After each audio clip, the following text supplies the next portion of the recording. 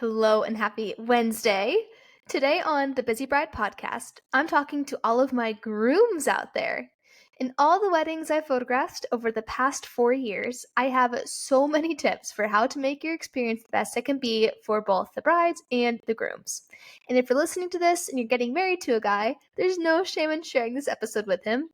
And if you're the guy that got sent this episode, welcome. I want to make this as quick and painless as possible for you. So get your notes app ready and let's get into it.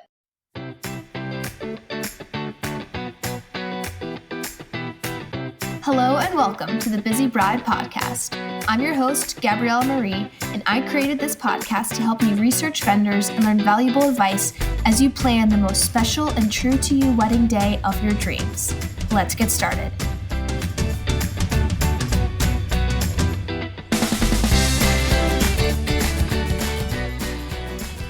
All right, let's dive right in because even though this podcast is called The Busy Bride, I know that grooms can get really busy too. So I'm going to split this into 3 parts: before the wedding day, on the wedding day, and then wedding details. So before the wedding day, this first tip is huge. Make sure you know how to tie or a tie or a bow tie, whichever one you're going to be wearing. Please don't show up just expecting to know how to do it if you've never done it before, or if it's been a while since you've done it. With all the work from home now, like sometimes it's been a while since people have tied ties or bow ties. So just take the time to YouTube a video, practice it in the mirror, and make sure you like the way it looks before showing up to your wedding, and then you can just roll up looking like Ryan Gosling. So do that.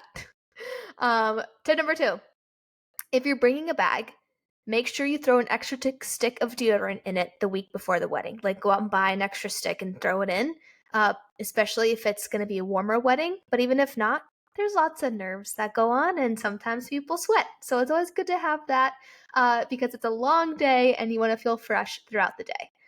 If you don't have a bag, if you're not planning on bringing a bag, you're like, I don't need a bag.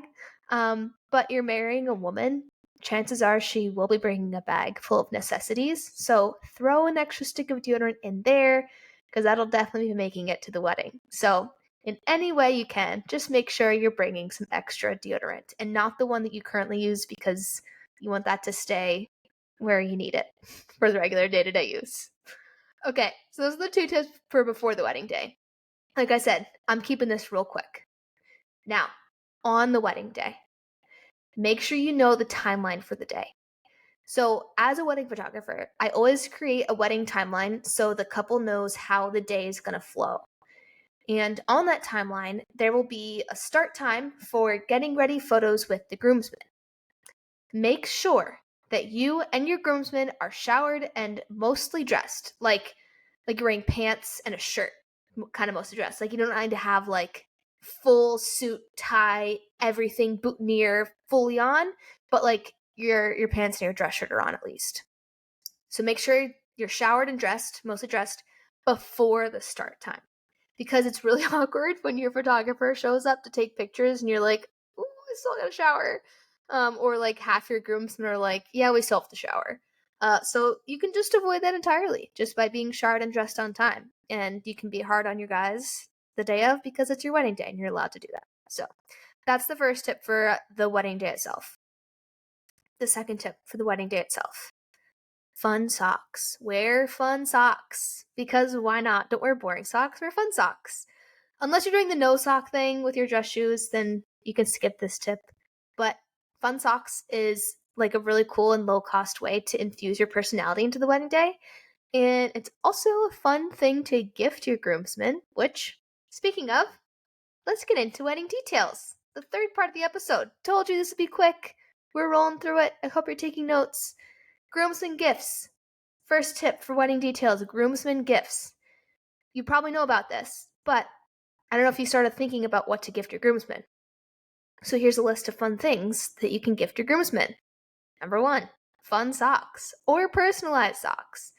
They could be, if you're all like, say you're all like Steelers fans. I'm not going to say Eagles fans because I'm a Steelers fan.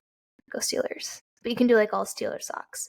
Or you can do personalized socks with like their nicknames on it. Because I know a lot of guys have nicknames that have like nothing to do with their actual names for some reason. So that could be something. You can also do personalized koozies because chances are you'll be having some cold beverages throughout the day. So that's something fun to have, and make sure you don't drip any condensation on your suit. Something that I saw was really cool is personalized shot glasses. So this isn't like personalized with people's names. I saw this as they literally pasted a hilarious picture of their friend onto a shot glass from a really funny moment or like a funny memory that they shared together. And so when they opened their gift bag and pulled out the shot glass, they were like, "Oh my gosh, are you kidding me?" So that's a really cool thing to do. Fun way to surprise your groomsmen too, and it's pretty low cost as well. Um, you could do like fireball shooter or your alcohol of choice, you know, one of those, because why not? And while we're on that, also pack a granola bar in the groomsmen gift bag and a water bottle because you won't really be eating or drinking much before cocktail hour, like between the meal before getting ready and then cocktail hour. It's just kind of like you're just doing stuff. So unless you plan ahead, you won't be eating or drinking. So make sure you have a granola bar and a water bottle in there. So those are like the lower cost options, and then getting more into like the fancier stuff. Personalized Ray-Bans are really cool. They could just have like their, what's it called, monogrammed. Like you can have their initials monogrammed onto the inside or the outside. Or you don't have to personalize them. You can just get all the same types of Ray-Bans or sunglasses because those can be used in photos later. It's a lot of guys like to do photos with sunglasses on. Must be a guy thing. So that would be cool to all have the same exact pair of sunglasses. So that's a cool option. You could do a nice pair of sneakers for the reception that they could wear like that day. Like Jordan 1s. I've seen a lot of those. That way, when you all have when it's time for the reception, you can all change into sneakers. And be comfortable, but also still look nice. So that's a cool option. I've seen like for the groom all white. I've also seen like a mix of like white and gray Jordan 1s. My boyfriend informed me that one of the shoes that I've seen is called Jordan 1s. That's why I'm saying those as an example, but I'm sure you have a list of ideas in your mind. So that's an option. And then the last option, you can always get them a gift card for their favorite dinner spot or their favorite bar. If they have a significant other, then this is a really cool way for them to like treat their significant other. So it's like a little date night. That's always fun to gift somebody. Or if they're single, gift card to like their favorite store. Like I know my boyfriend's obsessed with Mitchell and Ness, and I'm sure he would love a gift card there. So things like that, something that's more personable to them. But it's something small, so you don't have to like pack a huge gift bag and then have them like lose it or lose whatever you gifted them throughout the wedding day because you're moving around so much. They can just pop this in their wallet and they're good to go. So those are a list of fun groomsmen gifts. And I hope it sparked some inspiration and ideas for you. But that was the first wedding detail, and we have more to get to. So, moving on. I referenced this in the groomsmen gift list actually, but it's something that you can do for yourself. Get a pair of nice sneakers for the reception, Jordan 1s, whatever you prefer. So you don't have to spend the whole entire night dancing in your dress shoes, especially if you know you're going to be in the dance floor like the whole night. You know it's going to be a rager. You're going to have a lot of fun. Get some sneakers because it's really common for the bride to have a dress change now or a shoe change as well. And a lot of bridesmaids will end up just taking their shoes off. So why not you have a shoe change too? That's a tip. And sticking with the reception theme, bring a change of shirt. Especially if you're getting married in the summer, you're going to be sweating so much. Wearing a jacket too. Like, oh my gosh, bring a change of shirt. Bring 2 changes of shirts. You're going to feel like $1,000,000 changing into a fresh, non-sweat soaked shirt right before your first dance. That's going to be amazing. So definitely bring that because why not? So that's a huge tip. I don't see that often, but like it's I saw it once recently and I was like, that is genius. I got to share that. So this is me sharing it to you. All right. I hope you made it this far because this is the most game-changing tip of all of them, in my opinion. Maybe besides the tying a bow tie one. But this is huge. And I experienced it for the first time last month. And it has to do with boutonnieres. It's not the like the pocket square boutonniere that I've seen, although those are great too. that's what I'm talking about with the pocket square boutonnieres.